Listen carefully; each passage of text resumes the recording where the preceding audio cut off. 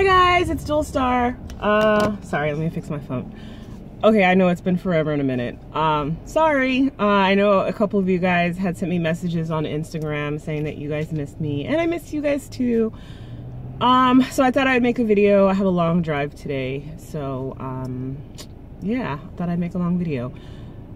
So sorry I didn't update for a really long time. To be honest with you, like, you probably didn't want an update from me because I was really angry and bitter and just really regretting the surgery for a while. So I was probably not the person you wanted to see a video from, because by the time I was done you would have been like, yeah, you know what, maybe I'm gonna pass on the surgery. So I am 4 weeks and 3 days out from VSG.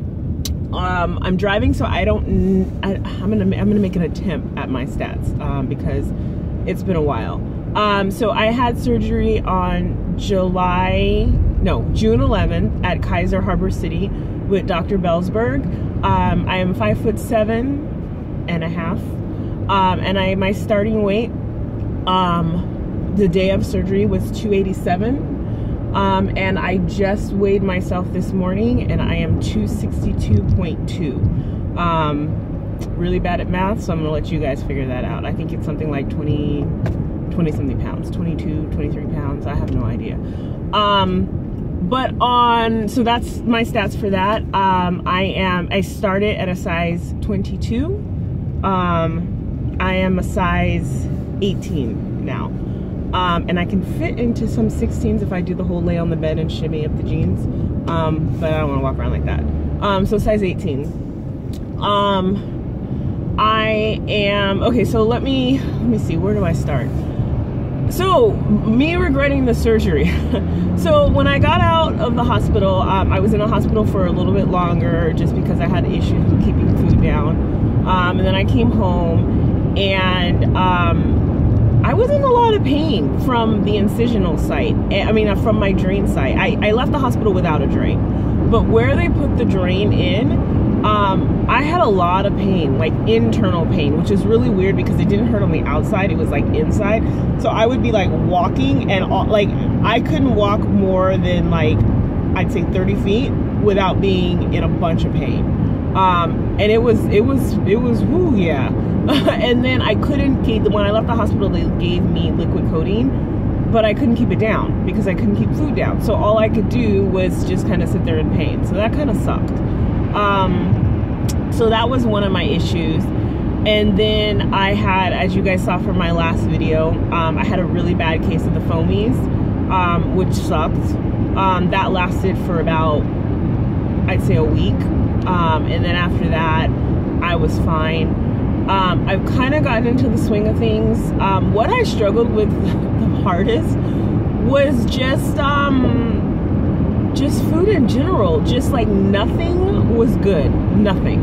And I wish that, it's so funny because I remember watching so many videos before surgery, and I used to always think like, number one, my biggest thing was why do these people keep bitching about it so hard to get down water? Okay, I get it. Okay, you won't understand it until you're there. Because at first, when I first started watching the videos, I was like, seriously, like, open your mouth and swallow. Like, it's not that hard. Yeah, it's hard. It is really hard. It is.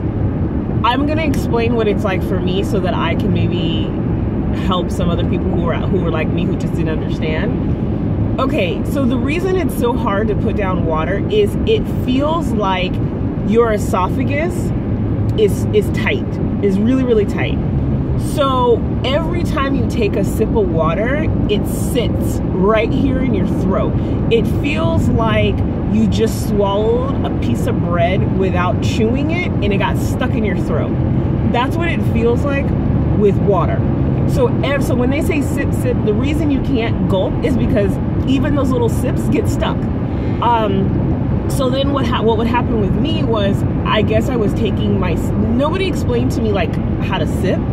And so I was thinking like, okay, those little 30 cc. First of all, they never even gave me those in the hospital. They gave me like a big cup of water with a straw. That's a whole nother story. But so when I came home, like, I didn't understand the concept of like sipping. So I would take one of those I picked up some of those 30cc medicine cups, and I was throwing them back like shots. And then I would throw it back, and then it would get stuck.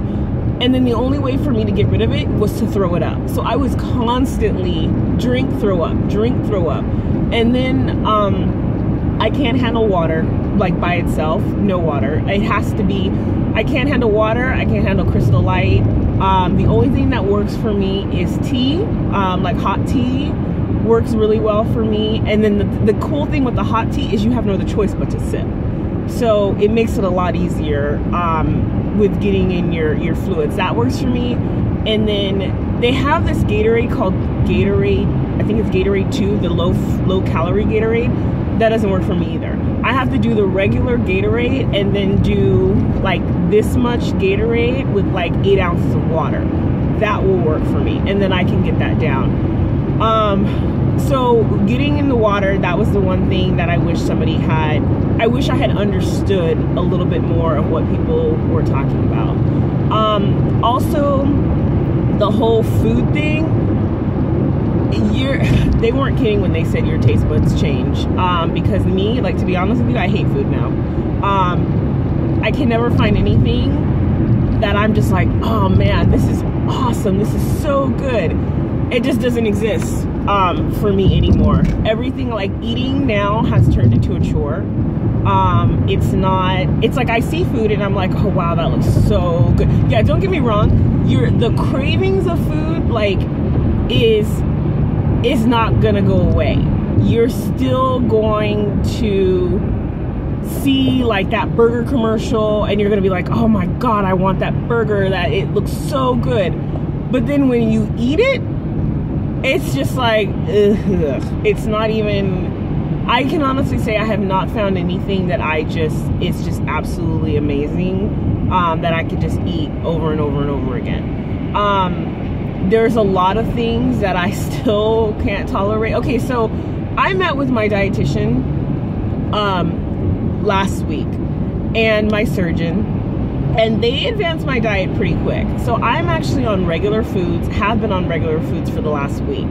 I have no limitations for anything, fruit, bread, whatever. I can eat whatever I want. And the main thing for that was my doctor was like, you know what?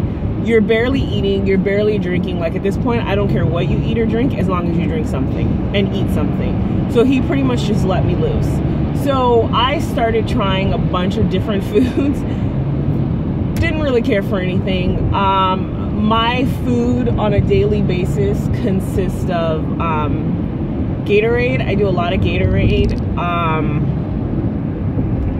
Bacon. I like bacon. That's about the only thing that I can keep down. I got these. I'm driving, so I got these. I don't know if you could see that. These little things at my grocery store. I can tolerate pretty well. This though, for me, is like 2 meals. I can't eat one of these in one sitting. So that's that for me. And then what else am I eating a lot of? I can't stand eggs. I can't eat eggs at all. I've tried them scrambled, I've tried them hard boiled, I've tried them over easy. Every single time, it's gotten to the point where I look at an egg and I throw up. So I definitely can't do any eggs. Cheese is good. I can do all kinds of cheese. So that's pretty good for me.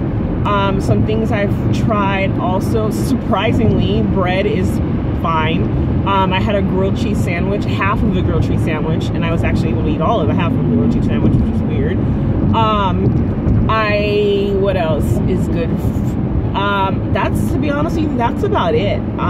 Anything else, it just doesn't sit right. I can do, the other thing I can do is I can do tilapia and shrimp, but I can't do salmon, I can't do beef, I can't do pork. I've been eating a lot of, like, I have a friend who does a lot of cooking, and so I went to her house one day and she made me this bok choy soup, which was basically like a broth with bok choy in it, and then I think it had cut up pieces of tofu in it. That actually worked out really well for me. I like that. Oh, the other thing that I like live on now is the soup from Olive Garden, Zuppa Toscana soup. Love it. I can eat that. Really, really like that. Oh, another thing, I had a really, really, really hard time with protein shakes. You know, I went into this thinking like, oh, I'm gonna save so much money because I don't buy a lot of food. Yeah, bullshit. Because you spend I have invested, I would say, close to $500 to $600 just in trying different protein shakes that I could keep down. Because nothing like the Premier Protein, they were okay before surgery. Now they get stuck in my throat. No matter the tiniest sip I take, gets stuck in my throat, I have to throw it up. I've tried different protein powders from Walmart. That doesn't work. I tried the Unjury flavored protein powders. Those don't work. I've tried the Isopure drinks that look kind of like Kool-Aid. That doesn't work. So far, the only way that I have been able to get into my protein is I picked up this big thing of Starbucks coffee. It's flavored, but it's I don't know, it's like really, really low calorie, doesn't have any cream in it, and it's like sugar-free. It's sugar-free caramel macchiato. So it's just like the black coffee with the flavoring in it, and it's sugar-free. So I mix 8 ounces of that with 8 ounces of this milk. I think it's called True Life? Fairlife. It's called Fairlife. So 8 ounces of Fairlife milk that has 13 grams of protein, 8 ounces of the Starbucks coffee that has 0 protein, and then I do 1 whole scoop of unflavored protein powder, and it's just a random protein powder that I got at GNC that seems to stay down. It was actually really cheap after I tried 6 different protein powders at GNC. This one finally works. So all together, that ends up being, I think it ends up being, oh, and the protein powder I think is like 24 grams of protein. So it ends up being like 36 grams of protein in the 16-ounce coffee, and it tastes amazing. It tastes just like Starbucks. I can't tell the difference. So I drink 1 of those a day. That's usually how I start my morning. So I at least get in the 36 grams of protein. And then from there, I try my best to just pick up protein wherever I can. Cheese, stuff like that. If I'm really, really low on protein, then I'll do 2. I'll do 1 in the morning and 1 at night, and then that'll be like 60-something ounces. And I mean, hey, I know it's not the 80, but it's better than nothing. It's the best I can do. So that's what I've been up to. And then I started working out at the gym, and it's so funny because before I would always go to the gym, and it's not that I didn't like working out.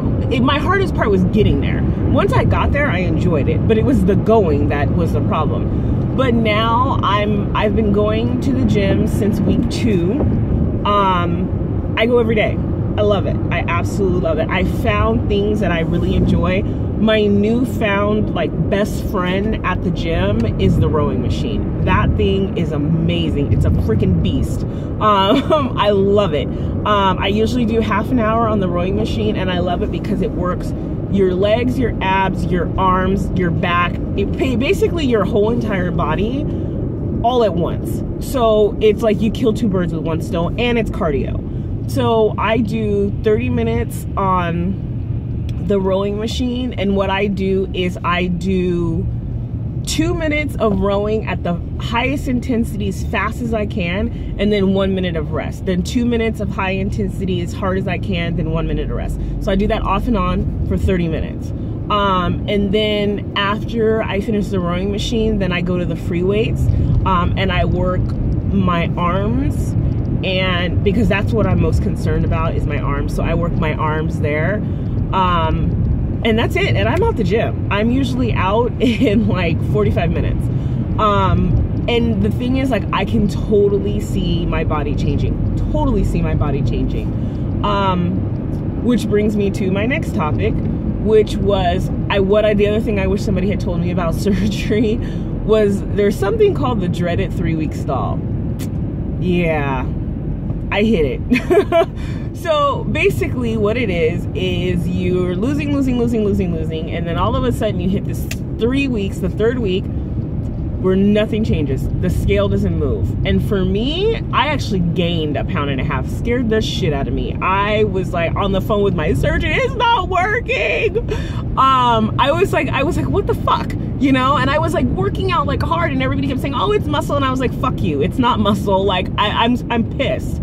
And so I started doing some research online, and I talked to a couple people, and they were like, oh, you know, it's the dreaded 3-week stall. And I was like, oh shit. So it turns out that's what it was. So my body had completely shut down. I wasn't losing any weight at all. But what I discovered was during that time, so my 3-week stall lasted a week and a half. During that week and a half, I did not measure myself, which I regret. I really wish I had of. And to this day, I keep saying I'm going to buy a tape measure, but I haven't gotten around to doing it. I actually may do that today. I lost a lot of inches. And the reason I know is because that was when I went from a 20 to an 18. Just in that, like, it was like I went shopping one day and I tried on a pair of size 20 jeans, and I literally slid them on without even unbuttoning them. And I was like, oh wow. I was like, man, I think I got the wrong size. I thought I got a 22. No, I'm sorry. I was wearing a 22. So I got a pair of size 22 jeans, and I literally just slid them on without unbuttoning them. And I was like, oh my God. I was like, did I get a 24 by mistake? And I looked at the tag and it was like 22. And I was like, huh. So I thought, okay, well, this is just maybe in this brand. So I went and I got another pair, same thing, slid right on. I was like, okay, let's go to a 20. I got a 20, same thing, slid on. So then my mom was like, well, maybe you should try an 18. I was like, there's no way that I can be an 18. But yeah, I was an 18. I put them on and they fit like perfect. Not one of those where you look like a busted pack of biscuits where you're just like out of it. No, like it actually fit really well. The busted pack of biscuits looks like the 18 when I put those on, but you know what? I can get them on and zip them up. So I know that I lost a lot of inches there. So that made me feel a little bit better. Actually, it made me feel a lot better. And to be honest with you, I would rather see things like that than the scale. So although I said I'm going to throw out my scale, I haven't gotten around to it. I do still weigh every day, but I don't let it bother me. Like if I get on the scale and it doesn't move, I don't care, because for me, the thing that matters the most is as long as my dress size is changing. Anything else, like I don't care what the scale could say 400 pounds, but if I'm in a size, you know, my ultimate goal is a size 10, 12. I don't care what the scale says. As long as my pants are size 10, 12, if the scale could say 400 pounds, I really don't care. So that's the one thing, that's another thing that's been going on. What else? I think that's about it. I know I'm really, really bad with making these YouTube videos, you guys. I'm so sorry. I just feel like I was really Debbie Downer for a while, and I just didn't want to make a video where, oh my God, this traffic is so bad. It is 7:30 in the morning. I left my house at 7 o'clock, and I'm supposed to be in Burbank at like 8. That's not gonna happen. That in Burbank is like probably like 35 miles from me. Oh, which means I probably got a good 22 miles to go. Not that you guys care, but I'm just saying. Welcome to California. Gotta love our traffic. I'm trying to think. Yeah, so that's about it. Yeah, this video is super long. Sorry about that. I'm probably gonna make another video later today once I kind of get my bearings, so that because I know there were some things I wanted to talk about, I just forgot what they were, and the list that I wrote down, I don't have it with me. So much for planning. Anyways, like I said, just wanted to check in. Hope you guys are doing great. Yeah. All right. Thanks for watching. I'll see you guys later.